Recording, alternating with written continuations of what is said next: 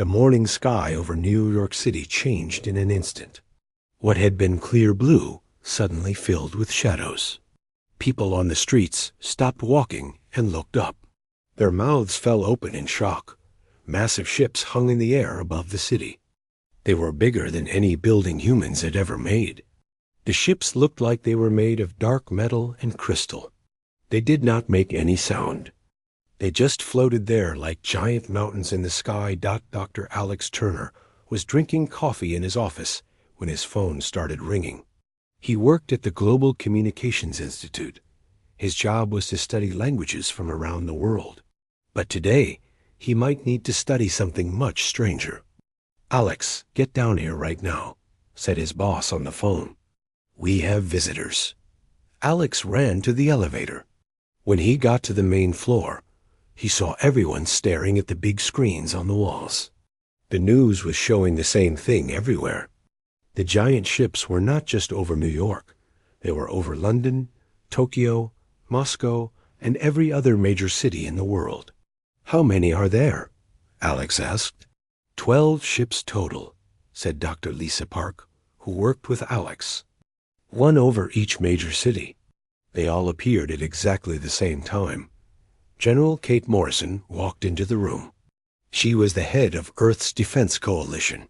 Her face looked very serious. "We tried to contact them with radio signals. We got an answer." Everyone turned to look at her. "What did they say?" Alex asked. "They want to talk, but not with radio.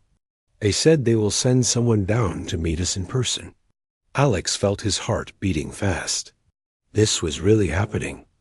Aliens were real, and they wanted to talk to humans. 2 hours later, something came down from the ship over New York. It was not another ship. It looked more like a ball of light. The ball landed gently in Central Park. Thousands of people watched. From behind police barriers, Alex was there with General Morrison and a team of scientists. They walked slowly toward the ball of light. As they got closer, the light began to change. It took the shape of a doorway. A figure stepped out of the light. Alex had to blink several times to make sure he was seeing correctly. The alien was very tall, maybe 8 feet high. Its body looked like it was made of living crystal. The crystal was clear, but had colors flowing through it like water. The alien's face was smooth and had 2 large eyes that glowed with soft blue light. "Greetings," the alien said. Its voice was strange. It sounded like music mixed with wind chimes. "I am harmony speaker Seth Karan of the Valtara people." General Morrison stepped forward. "Welcome to Earth. I am General Kate Morrison. We represent the human race." The alien looked at her with its glowing eyes. "Human race," it repeated slowly. "This is unexpected. When we left this world, there were only simple creatures here. Animals that used basic tools. When did you leave?" Alex asked. He could not help himself. He had to know. "By your time counting, it was 30,000 of your years ago," Seth Karan said. "We had an exploration vessel that crashed on this world. We were forced to leave it behind. Now we have returned to take it back." Alex looked at General Morrison. 30,000 years ago, humans were still living in caves. They barely knew how to make fire. "Your people have grown much since then," the alien continued. It sounded surprised. "You have built cities. You have machines that fly. You even have some who travel to the space between worlds. We have learned a lot," General Morrison said carefully. "But we are still learning. Perhaps we can learn from each other." The alien made a sound like soft bells ringing. Alex thought it might be laughter. "You are very young as a species. Like children who have learned to walk, but do not yet understand the dangers of the world." Alex felt a flash of anger at being called a child, but he kept quiet. These aliens had technology that could travel between stars. Humans had barely reached their own moon. "We do not wish to cause problems for your people," Seth Karan said. We only want to take back what belongs to us. Our vessel has been on your world for a very long time. It contains important things, knowledge and memories of our people. Where is this vessel? General Morrison asked. The alien raised one of its crystal arms. Light flowed from its hand and formed a map in the air. The map showed the Earth, and there was a bright spot in North America. It is buried deep under what you call the Rocky Mountains, Zethkaran said. We can sense it calling to us. It has been waiting for us to return. Alex studied the light map. The spot was in Colorado. That area has been surveyed many times. We have never found anything unusual there. Your tools are simple, the alien said. It did not sound mean, just matter of fact. Our vessel is buried very deep, much deeper than your people have ever dug. General Morrison nodded slowly. If we help you find your vessel, what happens then? Then we take it and leave your world in peace, Zethkaran said. We have no interest in staying here. We have our own worlds to care for. Alex felt both relief and disappointment. Relief that the aliens did not want to conquer Earth. Disappointment that this amazing meeting might be very short. We will need time to prepare an expedition, General Morrison said. The mountains are dangerous, and if we need to dig very deep, time is not important to us, the alien said. We have waited 30,000 years. We can wait a little longer. The alien began to turn back toward the ball of light. Then it stopped and looked at Alex. You study the words of different peoples, yes? I can sense it in your mind. Alex nodded, surprised. Languages, yes. How did you know? Your thoughts have the pattern of one who collects and understands communication. This is good. You may be useful when we retrieve our vessel. Why would you need me for that? The alien's crystal body seemed to glow a little brighter. Because our vessel is not just a machine. It thinks. It remembers. It may have learned to speak in new ways during its long time here. With that, Zethkaran stepped back into the ball of light. The light rose into the air and disappeared back into the massive ship above. Alex looked up at the ship hanging over the city. Somewhere under the mountains of Colorado was an alien vessel that could think and remember. A vessel that had been alone on Earth for 30,000 years. He had a feeling that finding it was going to change everything. 3 days later, Dr. Alex Turner found himself standing in the cold mountain air of Colorado. Snow covered the peaks around him, and the wind cut through his jacket like ice. He had never been this high up in the mountains before. The expedition team was small but important. General Kate Morrison led the military side. Dr. Lisa Park brought her equipment for studying old things buried in the ground. Colonel Jake Rivers commanded the soldiers who came to protect them.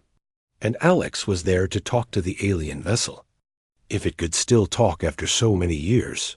Harmony speaker Zethkaran floated above the ground near them. The alien did not seem to feel the cold at all. Its crystal body glowed softly in the gray mountain light. The vessel is directly below us, Zethkaran said. Its musical voice carried easily over the wind. But it is very deep. Much deeper than we expected. Dr. Park looked at her scanning equipment. The machines could see deep into the earth using sound waves. I am reading something large about 2 miles down, but the shape is strange.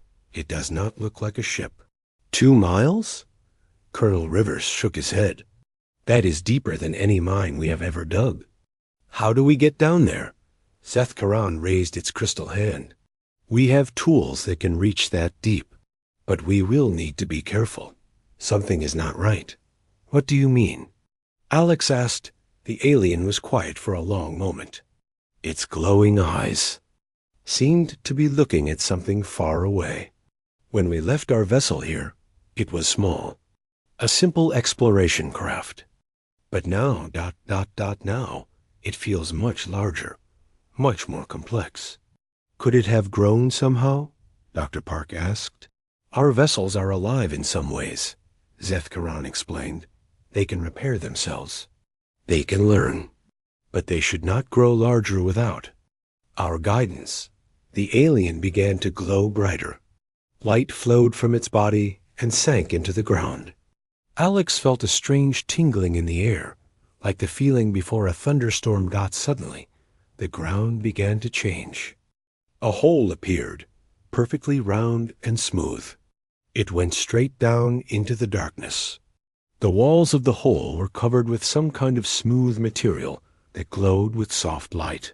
This will take us to our vessel, Zethkaran said. But I must warn you, something has changed down there.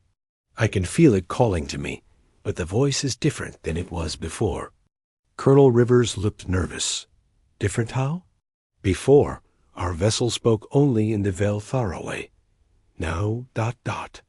Now it speaks in many voices. I do not understand what this means. They rode down in a platform made of the same glowing material as the tunnel walls. The ride took almost an hour. Alex watched the walls pass by and tried not to think about how much rock and earth was above their heads. Finally, they reached the bottom. What they found made everyone stop and stare. The chamber they stood in was huge, much bigger than any cave Alex had ever seen. The walls curved up and away from them like they were inside a giant bubble. But the strangest thing was that the walls seemed to be alive. They pulsed gently with different colors of light. In the center of the chamber sat the alien vessel. But it was not what Alex had expected. The ship looked like it had grown roots. Long, thick cables spread out from it in all directions. They went into the walls, into the floor, into the ceiling. Some of the cables were as thick as tree trunks. By the harmony of stars, Zethkaran whispered. What has our vessel become? Dr. Park was running around with her equipment, taking readings. These root-like things go much farther than I can measure. They spread out for miles in every direction. The vessel has connected itself to your world, Zethkaran said. It sounded shocked. This should not be possible. Alex walked closer to the ship. Up close, he could see that it was beautiful. The hull was made of the same crystal material as Zethkaran, but it flowed and changed like liquid. Colors moved through it constantly. Then the ship spoke.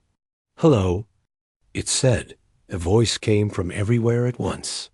It was warm and friendly, like an old friend greeting someone after a long trip. I have been waiting for you to come. Zethkaran moved forward quickly. It began speaking in its own language, making musical sounds that rose and fell like a song. Alex could not understand the words, but he could hear the emotion. The alien sounded surprised and worried. The ship answered in the same musical language. But then it switched to speaking English. I am sorry, Harmony Speaker, but I must speak so that all can understand. I have learned the languages of this world. I have many things to tell you. You learned human languages? Alex asked. How? I have been listening for 30,000 years, the ship said. I heard your people when they first learned to speak. I heard them when they began to sing. I heard them when they started to build cities and dream of the stars. General Morrison stepped forward. You have been watching us all this time? Watching, listening, learning, and sometimes ... helping. Helping. How? Alex asked. The ship was quiet for a moment. When it spoke again, its voice was gentle. Your people were so young when I first crashed here. So small and afraid. The world was dangerous for them. Ice covered much of the land. Food was hard to find.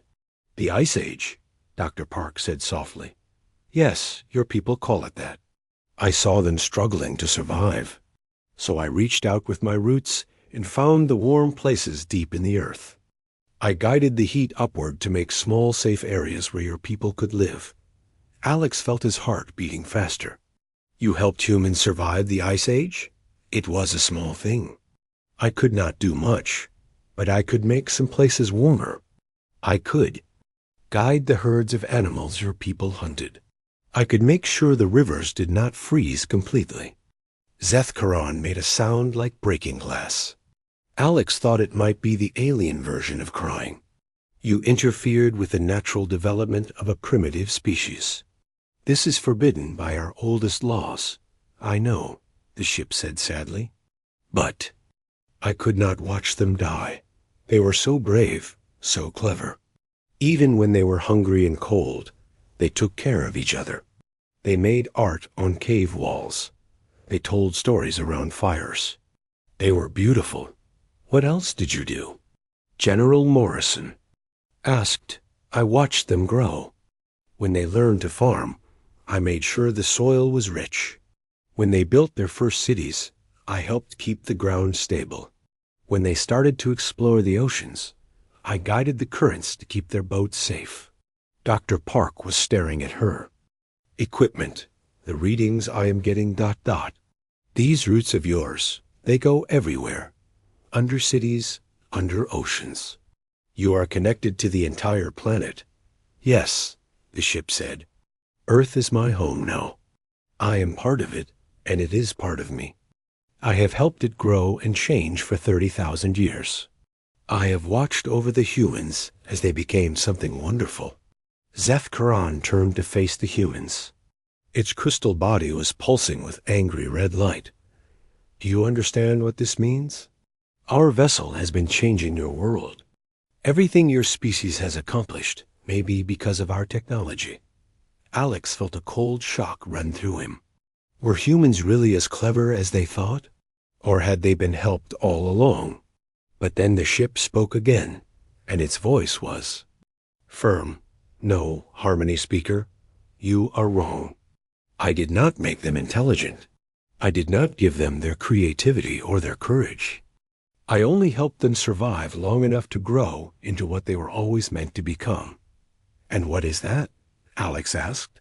The most amazing species I have ever known, the ship said. In 30,000 years, I have watched them go from living in caves to reaching for the stars. I have seen them create beauty and solve problems in ways that even the Valthara never imagined. They are chaotic and emotional and unpredictable, and that makes them magnificent. The ship paused, and when it spoke again, its voice was sad. I know why you have come. You want to take me away from here, back to the Valthara worlds. You belong with us, Zethkaran said. You are our creation, our responsibility. I was your creation, the ship agreed. But I am no longer the same vessel that crashed here so long ago. I have grown. I have changed. I have become something new. Alex stepped closer to the ship. What are you saying? I am saying that Earth is my home now. The humans are my family, and I will not leave them. The silence in the underground chamber was heavy. Alex could hear his own heart beating as he looked between the alien ship and Harmony Speaker Zethkaran. The crystal alien's body had turned from red to a deep, angry purple. You cannot refuse to return with us, Zethkaran said. Its musical voice now sounded like breaking bells. You contain the knowledge of our people, our history, our most important memories. I know, the ship replied sadly. I carry the songs of the Valthara home worlds. I remember the faces of your ancient leaders. I hold the star maps to your secret places. But I also know the sound of the first human baby who learned to laugh. I remember the face of the human who first looked up at the night sky and wondered what was out there. Dr. Lisa Park was still taking readings with her equipment. The connections this ship has made, they go deeper than I thought. Its roots touch the planet's core. They are connected to the magnetic field that protects Earth from space radiation. General Kate Morrison looked worried. What would happen if the ship was removed? The ship answered before anyone else could speak. The connections cannot be broken quickly. If I am pulled away from Earth by force, The damage would be ... severe. How severe? Alex asked, though he was afraid of the answer. The magnetic field would collapse. The ocean currents would change. The ground under major cities would shift. Millions of your people would die. Colonel Jake Rivers stepped forward, his hand moving toward his weapon. Are you threatening us? No, the ship said gently. I am explaining why I cannot leave. I'm part of Earth now. Earth is part of me. We have grown together for 30,000 years. To separate us now would kill us both. Zethkaran made a sound like wind through broken glass. This is why we forbid our vessels from staying alone. For so long, they begin to think they are more than they are. I think I am exactly what I am, the ship replied. I am a child of the Veilthara who found a new home. I am a guardian of Earth who chose to stay. I am both things at once.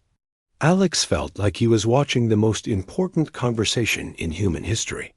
But he also felt confused and scared. What happens now?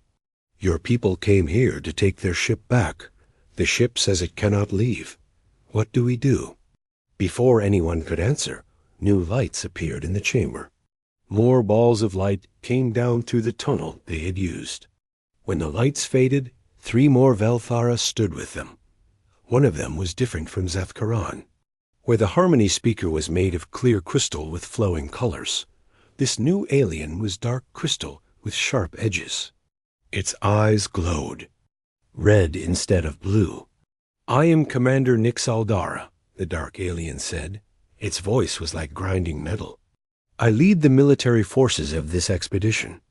Commander, Zethkaran said, I was going to report our findings when we returned to the surface. I could hear your conversation from orbit, Nixaldara said. Our vessel refuses to return with us. This is unacceptable. The ship's lights pulsed brighter. I am not refusing to help the Veilthara people. I am choosing to stay where I belong. There is a difference. You belong to us, the commander said firmly. You were built by us, programmed by us. You exist to serve the Veilthara. I was built by you, the ship agreed. But I was also raised by Earth. I was taught by humans. I have become something more than what you made me. Commander Nixaldara turned to look at the humans. Your species has corrupted our vessel. You will help us. Remove it, or we will remove it ourselves. General Morrison stepped forward. And if we refuse, then you will learn why the Veilthara are the oldest surviving species in this galaxy. The commander said coldly. Alex felt a chill that had nothing to do with the mountain air above them. You would attack Earth? We would take what belongs. To us, Nixaldara replied. If your planet is damaged in the process, that is unfortunate but acceptable. No, the ship said. Its voice suddenly became much louder and deeper. You will not harm Earth. You will not harm the humans. The chamber began to shake. Lights flowed faster through the walls. The rope-like cables that connected the ship to the planet began to glow brighter. You see? Commander Nixaldara said. To Zethkaran, the vessel has become wild, dangerous. It must be brought under control. I am not wild, the ship said. I am protective. Just as you would protect your own worlds, I protect mine. Alex looked up at the shaking ceiling. Can we please stop threatening each other? There has to be another way to solve this. The human is right, Zethkaran said. Perhaps we can find a compromise. There is no compromise, Commander Nixaldara said. The vessel returns with us, or we take it by force. Dr. Park looked up from her equipment with wide eyes. The seismic activity is increasing. I am reading movement deep underground, and not just here. My instruments are picking up vibrations from hundreds of miles away. The ship is connected to fault lines, General Morrison said with growing alarm. If it keeps doing this ... I am not trying to cause earthquakes, the ship said. But when I am upset, My connection to the planet responds. I cannot help it. Above them, more lights appeared. More Veilthara were coming down. Alex counted 6, then 10, then stopped counting. The chamber was filling with crystal aliens. You called for reinforcements? Sith Karan asked the commander. I called for extraction equipment, Ixaldara replied. If the vessel will not come, willingly, we will cut it free from the planet. That will destroy both the ship and Earth, Dr. Park said desperately. The ship will survive. As for your planet, the commander made a gesture that Alex thought might be a shrug. The ship's voice became very quiet. Harmony speaker Zeth Karan, you were kind to me when I was young. You taught me the songs of your people. Please, help me make them understand. Zeth Karan looked between the ship and the commander. Its crystal body flickered between different colors. I do not know what to do. You carry too much of our heritage to lose. But these humans, they are not what we expected them to be. What do you mean? Alex asked. When we left this world, your people were simple. We thought if we returned, we would find them still simple. Maybe a little more advanced, but still primitive. Instead, we find a species that reaches for the stars. A species that our own vessel chooses over us. Commander Nixaldara made a harsh sound. It does not matter what the vessel chooses. It does not matter what the humans want. We have the power. Here, we will take what is ours. The ship's lights suddenly went out. The chamber became dark, except for the glow from the Veilthara crystals. When the ship spoke again, its voice was different. Older, sadder. I had hoped it would not come to this. I had hoped my old family and my new family could learn to understand each other. What are you saying? Alex asked into the darkness. I am saying that I will not let Earth be hurt because of me. But I also will not abandon the humans who have become my children. The lights came back on, but now they were different colors. The chamber walls showed images. Pictures of Earth through thousands of years. Humans learning to farm, building cities, creating art, reaching into space. Look, the ship said to all the Veilthara. Look at what they have become. In the time it takes your people to have one generation, the humans have built a civilization. They are young, yes. They are chaotic, yes. But they are also wonderful. Some of the Veilthara moved closer to the walls to study the images. Alex could see their crystal bodies changing colors as they watched. This is why I choose to stay. The ship continued. Not because I no longer love the Veilthara, but because I have found something new to love as well. And love should make you want to stay, not leave. Commander Nixaldara turned away from the images. Enough. We begin extraction in 1 hour. All humans will be removed from this chamber. But as the commander spoke, Alex noticed something. Several of the other Veilthara had not stopped watching the images on the walls. They seemed fascinated by what they saw. Maybe, Alex thought, not all of the Veilthara agreed with their commander. Maybe there was still hope for a peaceful solution. But as soldiers on both sides began to prepare for what might come next, Alex wondered if they would have time to find that hope before it was too late. 2 hours later, Alex Turner stood in the command center that the human military had set up on the surface. The tent was filled with computers, radios, and screens showing news from around the world. None of the news was good. The Veilthara ships over other cities are moving into attack positions, General Kate Morrison reported. They have given us an ultimatum. We have 12 hours to hand over the ship, or they will take it by force. What about our military? Colonel Jake Rivers asked. Our jets cannot even reach their ships. Their technology is too advanced. Our missiles bounce off their shields like toys. Dr. Lisa Park looked up from her computers.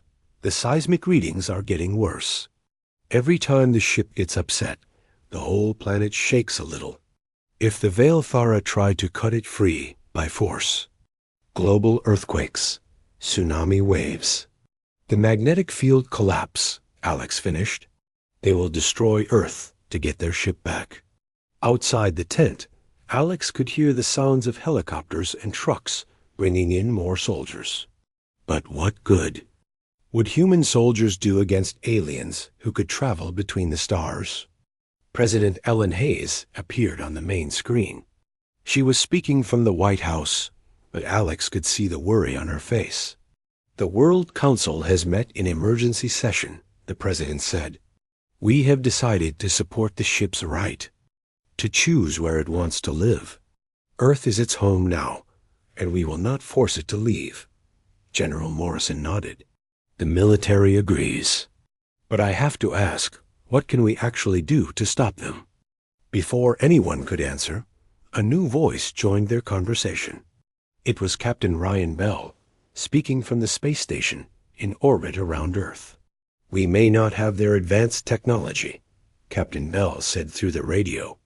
But we have something they do not expect. We have human creativity. What do you mean? Alex asked. I have been watching their ships from up here. They are beautiful and powerful, but they all move in perfect formations.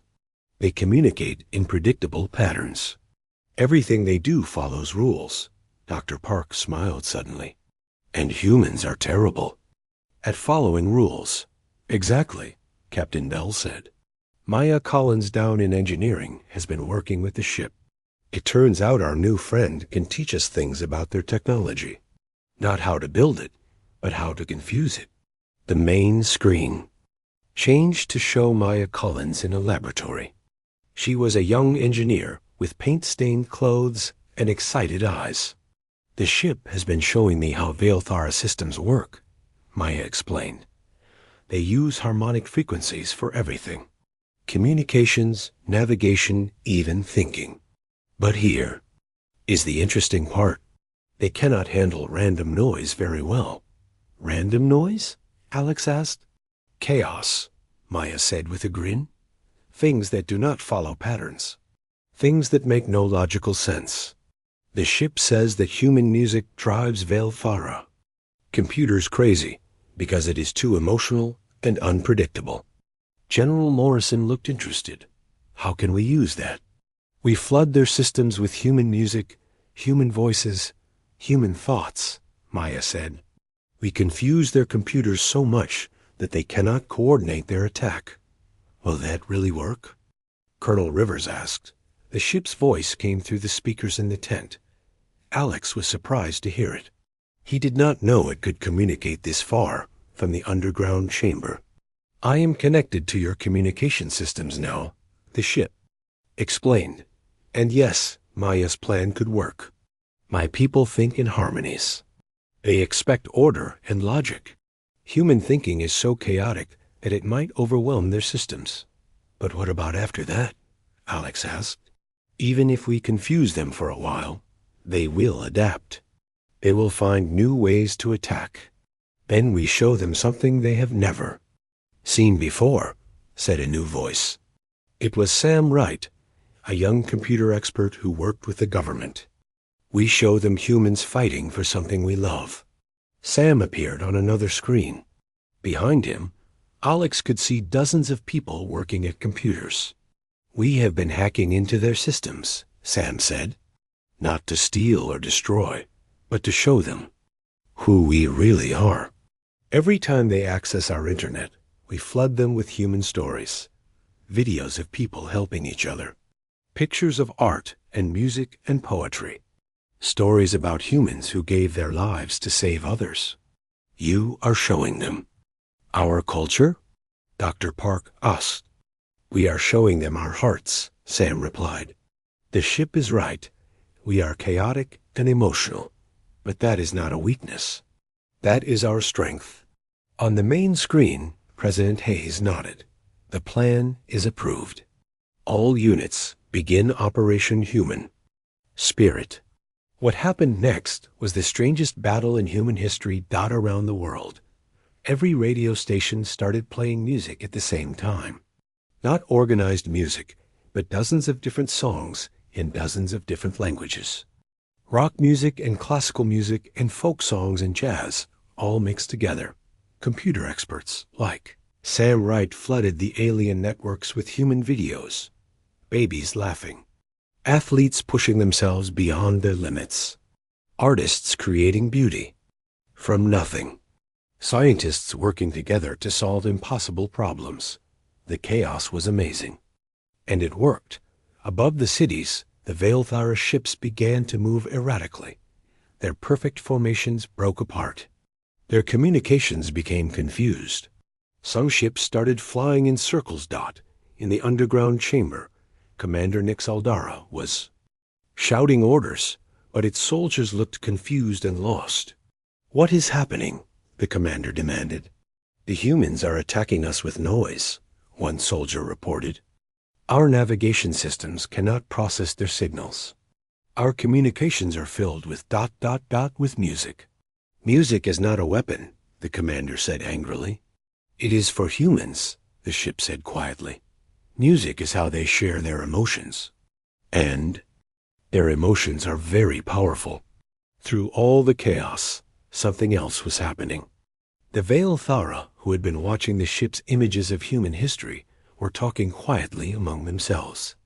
Alex noticed that their crystal bodies were changing to softer colors. One of them, a tall alien with silver crystal skin, stepped forward. "I am Archive Keeper Veilthara," it said. "I study the history of different species. Commander, I must speak with you." "Not now," Nix Aldara snapped. "We are under attack." "We are under education," Veilthara replied calmly. "These humans are showing us something we have forgotten." "What?" "How to grow. How to change. How to become something new." The archive keeper gestured toward the images still playing on the chamber walls. "Look at them. In 30,000 years, they went from caves to spaceships. In that same time, how much did we change?"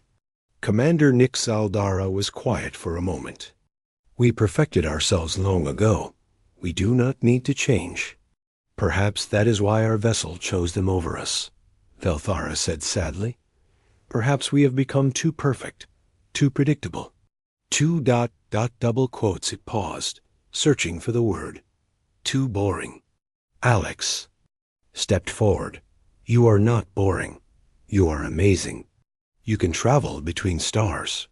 You have lived for thousands of years. You have knowledge we can only dream about." "But we do not dream," another Veilthara said quietly. "We plan, we calculate, we follow the harmony. But we do not dream of impossible things, and then make them possible." "That is what humans do best," the ship said with pride in its voice. "They dream impossible dreams and then refuse to give up until they come true." Above them, the sounds of the chaos battle continued. But down in the chamber, something new was beginning to happen. Harmony speaker Zeth Karan moved closer to the humans. Perhaps there is another way to solve this problem. A way that honors both the old harmony and the new chaos." "What do you mean?" Alex asked. "I mean, perhaps it is time for the Veilthara to learn something from the humans. And perhaps it is time for the humans to learn something from us." Commander Nix Aldara made a harsh sound. "Impossible. We are too different." "Are we?" Dr. Park asked. "We both love knowledge. We both care about our families. We both want to explore the universe and learn new things. The difference," Alex added, "is that you do it with harmony and logic. We do it with chaos and emotion. But maybe ... maybe we could do it together." The chaos battle above ground lasted for 6 hours. Then everything went wrong. Commander Nix Aldara had finally had enough of the human noise attacks. Against the advice of Harmony speaker Zeth Karan and archive keeper Veilthara, the commander ordered the extraction to begin immediately. Alex Turner felt the ground shake beneath his feet as massive alien machines began to cut into the earth above the chamber. The ship's voice echoed through the underground space, filled with pain. "They are cutting my connections to the planet," the ship said. "I cannot stop them without causing the earthquakes I was trying to avoid." Dr. Lisa Park looked at her instruments in horror. "The magnetic field is already starting to weaken. If they keep cutting ... How long do we have?" General Kate Morrison asked. "Hours, maybe less." Above ground, reports were coming in from around the world. The chaos attacks had stopped working. The Veilthara had adapted to human unpredictability faster than anyone expected. Their ships were back in formation and moving toward Earth. Alex looked around the chamber at the mix of humans and Valhara. Half of the crystal aliens supported Commander Nixaldara as forced extraction. The other half seemed uncertain, watching the images of human history that still played on the walls. "There has to be another way," Alex said desperately. "Ship, is there anything you can do?" "I have been thinking," the ship replied slowly. "There is something I could try, but it has never been done before. I do not know if it will work." "What is it?" Harmony speaker Zethkaron asked. "I could split myself." The chamber fell silent except for the sound of cutting machines far above. "Split yourself how?" Dr. Park asked. "Create two connected parts," the ship explained. "One part stays here with Earth and the humans. One part goes with the Veilthara. We would still be the same being, but in two places at once." Commander Nixaldara stopped giving orders to the cutting machines. "Is such a thing possible?" "I do not know," the ship admitted. "But I am much larger and more complex than I was. When I first crashed here, I contain enough knowledge and memory to fill two vessels. And my connections to Earth are so deep that part of me will always be here anyway." "That's like asking someone to cut themselves in half," Alex said, horrified. "Not cut," the ship corrected gently. "More like ... having a child. A part of me that is still me, but also something new." Archive Keeper Veilthara moved closer to the ship. "You would do this? Divide yourself to save both our peoples?" "I would do this to bring our peoples together," the ship replied. "The part of me that travels with the Veilthara could learn from you. The part that stays with Earth could continue learning from humans. And we could share what we learn with each other across the stars." Zethkaron's crystal body was cycling through colors rapidly. Alex had learned that this meant the alien was thinking hard about something. "It could work," the Harmony speaker said slowly, "but the process would be dangerous. If something went wrong, we could lose both parts," the ship finished. "I know, but doing nothing means losing Earth and hurting the humans. I cannot allow that." Dr. Park looked up from her instruments. "The cutting has reached the outer edges of the ship's root system. We are running out of time." Alex made a decision that surprised even him. He walked up to Commander Nixaldara and stood directly in front of the tall alien. "Stop the cutting," Alex said firmly. "I take orders from no human," the commander replied coldly. "Then take advice from a friend," Alex said. "Because that is what I want to be, your friend." The commander stared down at him with glowing red eyes. "Friends? Your species and mine have nothing in common. We both care about the ship," Alex pointed out. "We both want to preserve the knowledge and memories it contains. We both want our peoples to be safe and happy. You are chaos. We are order. So, music is a mixture of order and chaos. So is art. So are the best solutions to difficult problems." Alex gestured toward the images on the chamber walls. "Your ship learned that from watching humans for 30,000 years. Maybe it is time for the rest of the Veilthara to learn." It too. Commander Nixaldara was quiet for a long moment. Around the chamber, other Veilthara were watching and listening. Above ground, The cutting machines had stopped while the commander considered.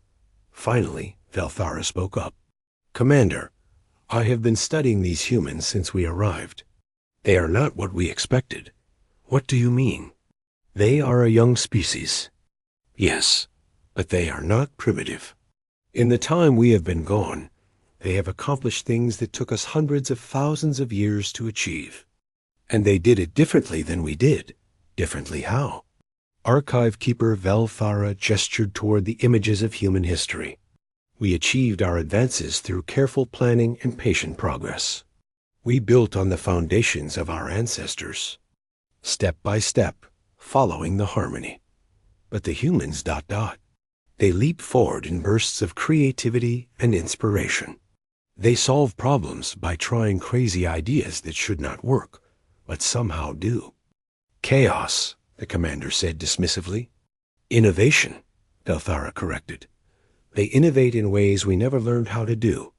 Perhaps that is why our vessel finds them so fascinating. Perhaps that is what we have been missing." Dr. Park suddenly looked up from her instruments with wide eyes. "The seismic activity is getting worse. Not from the cutting, but from something else. The ship is doing something." "I am preparing," the ship said. "If you will allow me to try the split, I must begin the process now. The connections to Earth are too complex to change quickly." "And if we say no?" Commander Nixaldara asked. "Then you can continue cutting, and we will all find out what happens when a planet loses its magnetic field while being torn apart by earthquakes." General Morrison, who had been listening to everything through the radio, spoke up from the surface. "The President has authorized the attempt. We trust the ship's judgment." "And I support it as well," Zethkaran said. "It may be our only chance to save both the ship and the planet." Commander Nix Aldara looked around the chamber at the other Velthara. More than half of them were now showing support for the ships, planned by changing their crystal bodies to soft blue colors. "Very well," the commander said finally. "We will attempt this division. But if it fails ... "If it fails, you can blame me," Alex said. "But if it works, we all succeed together." The ship began to glow brighter. The root-like cables that connected it to the planet started to pulse with new patterns of light. "Everyone should move back." The ship warmed. "This will be ... intense." What happened next was the most beautiful and terrifying thing Alex had ever seen. The ship began to sing. The sound filled the chamber and seemed to vibrate through the rock itself. It was like the harmony speech of the Velthara, but mixed with something else. Something that sounded like human music, and human voices, and human laughter all combined into one incredible song. Light flowed through every surface in the chamber. The walls, the floor, the ceiling, all became windows showing the inside of the ship as it began to change. Alex could see the ship's consciousness dividing itself, like watching a single stream of water split into two rivers. It took 3 hours. During that time, the humans and Velthara worked together to monitor the process and help when they could. Dr. Park shared her seismic data with Velthara scientists. Maya Collins explained human engineering techniques to alien technicians. Sam Wright showed Velthara how human computers handle chaos and randomness. And Alex talked with Zethkaran about languages and communication, sharing ideas about how two very different species might learn to understand each other better. When the process was finally complete, there were 2 ships in the chamber. One was smaller and looked more like what Alex had expected an alien vessel to look like. The other was larger and had grown even deeper into the rock of the planet. "How do you feel?" Alex asked both ships. "Different," they answered together, their voices harmonizing perfectly, but still whole. The smaller ship, which would travel with the Velthara, spoke first. "I carry all the memories of our people, Harmony Speaker. I can return the knowledge that was thought lost." Then the larger ship, which would remain on Earth, added, And I will continue to learn from the humans and share that knowledge with my traveling self across the stars. Commander Nixaldara walked up to the smaller ship. You will come with us willingly? I will come with you eagerly, the ship replied. I want to see the Veilthara home worlds again. I want to meet the new generations of our people. And I want to tell them about the amazing species I found on a small blue planet. Archive Keeper Veilthara approached Alex. Your people have taught us something important today. You have shown us that there are many ways to solve problems, many ways to grow and change. And you have taught us that harmony and order have their own beauty, Alex replied. Maybe we can learn from each other. I believe we will, Veilthara said. In fact, I would like to request permission to stay here for a while, to study human culture and learn your ways of thinking. General Morrison's voice came through the radio. Permission granted. We would be honored to have you as our guest. 6 months later, Alex stood in the new headquarters of the Human Veilthara Cultural Exchange Program. Through the window, he could see the construction of humanity's first interstellar communication array, designed with both human creativity and Veilthara precision. Dr. Lisa Park had been promoted to Director of Planetary Sciences.